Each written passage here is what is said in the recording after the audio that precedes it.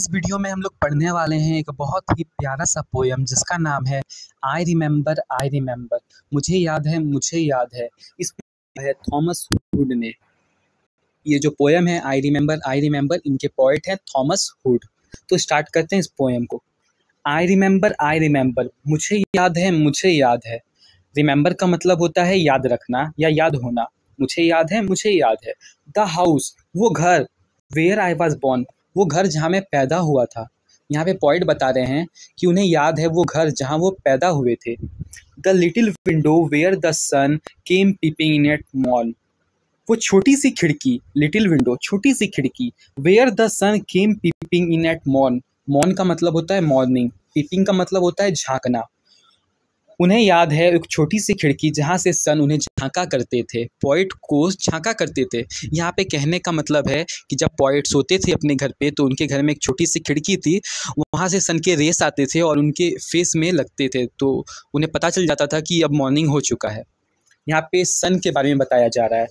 He never came a Wink too soon वो कभी जल्दी नहीं आते थे। यहाँ पे सन को बताया जा रहा है कि सन कभी जल्दी नहीं आते थे। Nor brought too long a day और ना ही लंबे समय तक रहते थे। मतलब सन की पंक्चुअलिटी बताई जा रही है कि अगर सन 5 बजे आता है तो 5 बजे ही आता था और 7 बजे अगर जाता है तो 7 बजे ही जाता था। ये मैंने आपको एग्जाम्पल दिया, पोयम में ऐसा नहीं लिखा हुआ है। But now I often wish the night लेकिन अब मैं जब वो एडल्टहुड में है, ये जो बात ये कह रहे हैं ये चाइल्डहुड की बात है, पर अभी जब वो एडल्टहुड में, वो अब बड़े हो चुके हैं, वो बच्चे नहीं रहे।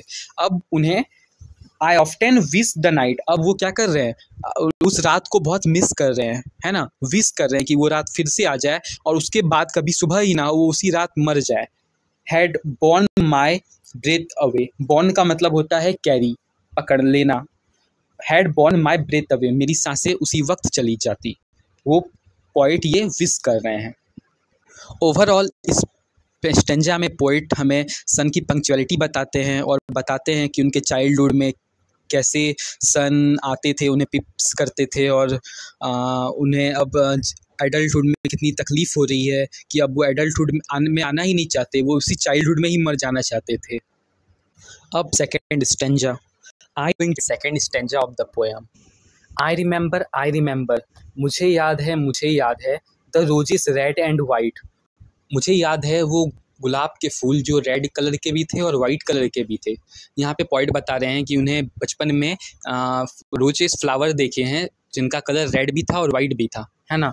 The violets and the lily cups, violets भी एक तरह का फ्लावर है और लिली कप्स भी एक तरह का फ्लावर है। लिली कप्स मतलब यहाँ पे लिली की बात हो रही है ओवरऑल, और वायलेट्स भी एक तरह का फ्लावर है। Those flowers made of light, ये जो फ्लावर्स हैं ये बने हुए हैं लाइट के, मतलब बहुत ही ज़्यादा लाइट कलर के बने हुए हैं ये flowers. The lilacs where the robin built, यहाँ पर रॉबिन एक तरह की बर्ड है। The lilacs where the robin built, ये जो रॉबिन है एक पक्षी जो है ये अपना नेस्ट बनाती थी एक पेड़ में, ठीक है। यहाँ पे लिलिक्स का मतलब यही है, नेस्ट बनाती थी एक पेड़ में। And where my brother set, और जहाँ पर मेरे भाई ने, पोएट के भाई ने, सेट मतलब the laburnum on his birthday the tree is living yet. Laburnum एक तरह की ट्री है, उनके भाई ने, पोएट के भाई ने उनके बर्थडे पर एक पेड़ लगाया था जिसका नाम लैब्रेनम है। उनके बर्थडे पे वो अभी तक अलाइव है, जिंदा है, लिविंग है ना। ये the tree is living yet ये पोएट की एक्साइटमेंट को बताता है।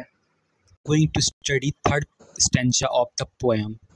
आई रिमेंबर मुझे याद है। फिर से पोएट बोलते हैं और कहते हैं where I was used to swing, जहाँ पर मैं स्विंग किया करता था। स्विंग मतलब झूला करता था, बिना पंख के मैं पक्षी जैसे झूला करता था।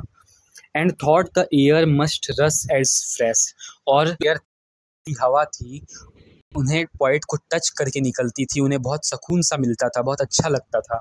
टू स्वेलोस ऑन द विंग, उनके पंख को, उनका जो पंख है उनके, वो यहाँ पर इनडायरेक्टली अपने सोल को बता रहे हैं, मतलब अपने अंदर के आत्मा को बता रहे हैं कि वो एकदम तृप्त हो जाता था, बहुत उन्हें अच्छा लगता था।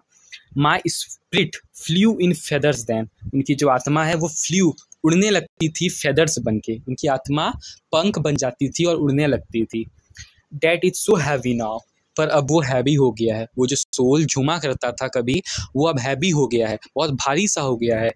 And summer pools could not hardly cool the fever on my brow.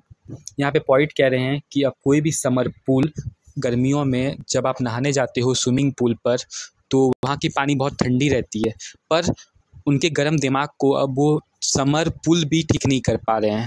यहाँ पे बता रहे हैं कि वो कितना रिग्रेट कर रहे हैं एडल्टहुड में आने के बाद। वो नहीं चाहते थे कि वो ग्रो अप करें, वो अब बहुत मिस कर रहे हैं अपने चाइल्डहुड को।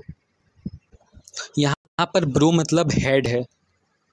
Start fourth stanza of the poem. I remember, मुझे याद है द फिर ट्रीज का मतलब होता है फॉरेस्ट ट्रीज, जो जंगलों में पाया जाता है। डार्क एंड हाई, वो जो फिर ट्रीज है वो डार्क रहते हैं और हाई रहते हैं, मतलब बहुत घने रहते हैं और बहुत ऊंचे रहते हैं, टॉल रहते हैं। हाई मतलब tall. I used to think, मैं सोचा करता था बचपन में, पॉइंट ऐसा कह रहे हैं, देयर स्लेंडर टॉप्स, उसके जो स्लेंडर टॉप्स है मतलब ऊपर वाले सबसे अबव वाले जो ऐसे करके टॉप रहते हैं, पर thick way were close against the sky, वो नियर, क्लोज मतलब नियर, पास में, अगेंस्ट द स्काई, स्काई के बहुत पास में रहते थे। उन्हें ऐसा लगता था बचपन में कि ये जो स्लेंडर टॉप्स है ट्री के, फिर ट्रीज के, वो स्काई से एकदम बहुत पास में है। It was a childish ignorance, पर अब उन्हें जाकर पता चलता है एडल्टहुड में कि ये उनका एक चाइल्डहुड इग्नोरेंस था, है ना। But now this little Joy, लेकिन अब ये लिटिल जॉय कहाँ, to know I am further off from heaven than when I was a boy।